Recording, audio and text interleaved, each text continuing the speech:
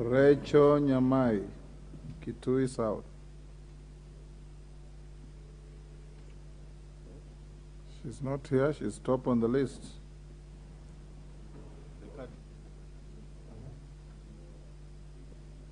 Omboko Milemba.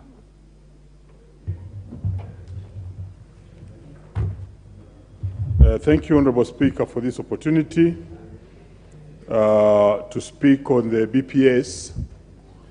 I must first congratulate the Budget Committee for work well done, and more so appreciate the government of the day for one thing, that every Wednesday we have private members' motions which do come on the floor of the House.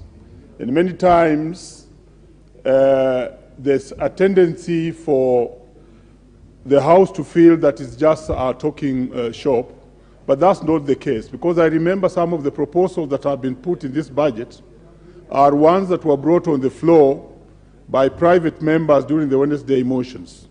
And one of them is one that regarded the fact that there was so much money left in the Ministry of Education for infrastructural development, and which later was used as per the interest of the minister per se. And I'm happy to hear from the Chair of Budget that finally that particular area has been restructured, and with the agreement of the executive itself, that money be channeled through the NGCDF.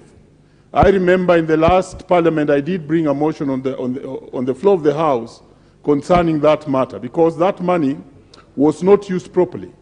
And even when they had a higher allocation of about 1 million per class during the late Magoha's classes that were constructed across the country, still those classes remain unfinished to date, like the Leader of Majority has spoken about them. So I think that's a very good step.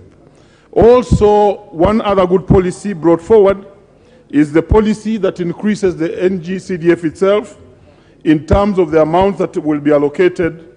But this is a challenge to the House, that if we have been given that mandate to carry out this, then we have to work very hard so that we showcase. Remember, this is an area where also we have many distractors outside there who don't believe sometimes in our work.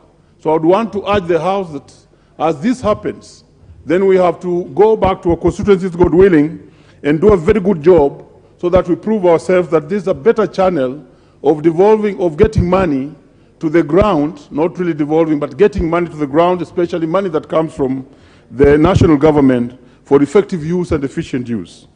Honorable Speaker, there is also a very good policy made on the issue of roads. The roads money which has been increased, and that increment should be able to facilitate most of our roads that are back down there to start working. All this, including the monies that have been allocated to several value chains, is supposed to trigger the economy to start working.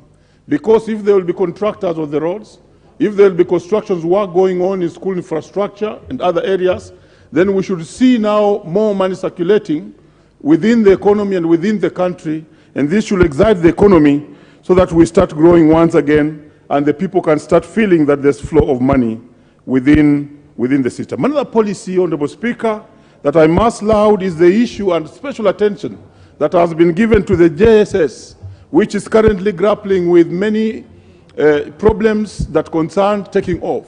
And we have been told by the chair that enough money and good ceiling has been allocated for the JSS, that's junior secondary school, and CBC curriculum, so that the children who are in school and are languishing there without teachers, without materials, without capitation, can now enjoy their education, given that education is not only compulsory in Article 53 of the Constitution, but it's also free to be provided by the government. But more so, like I did mention on the issue of what the private members' motions always do urge government to do, this was a fantastic one, Chair. Honorable Speaker, that finally we are removing the students from the private universities. Hear me that many of our public universities are dying out, yet we are taking a lot of money, public money, to the private universities that are owned by individuals who are making profits, yet our own universities are dying because they don't have money. I'm happy to hear that, that this private universities will not get the students who are otherwise absorbed by